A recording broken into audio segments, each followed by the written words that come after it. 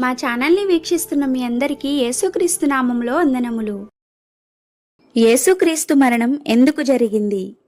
పాపం వల్ల మనిషికి దేవునితో విభేదమొచ్చింది.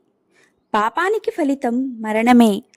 దేవుడు న్యాయవంతుడు కాబట్టి శిక్ష తప్పదు. కానీ దేవుడు ప్రేమగలవాడు కూడా. మనిషి తన శక్తితో పాపాన్ని తొలగించలేడు. మంచి పనులు చేసినా పాపం పూర్తిగా పోదు.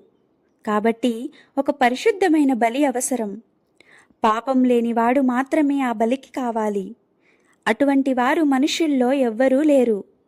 అందుకే యేసు ఈ లోకానికి వచ్చారు. ఆయన పూర్తిగా పాపం లేని జీవితం జీవించారు. మన స్థానంలో శిక్షను భరించారు. శిలువపై మరణించడం ద్వారా పాపానికి పరిహారం దొరికింది. ఆయన రక్తం ద్వారా క్షమ లభిస్తుంది. ఇది దేవుని ఇష్టాన్ని నెరవేర్చింది. యేసు మరణం తాత్కాలికం కాదు, శాశ్వత ప్రయోజనం ఉంది. ఆయన ద్వారా మనిషికి రక్షణ మార్గం తెరుచుకుంది.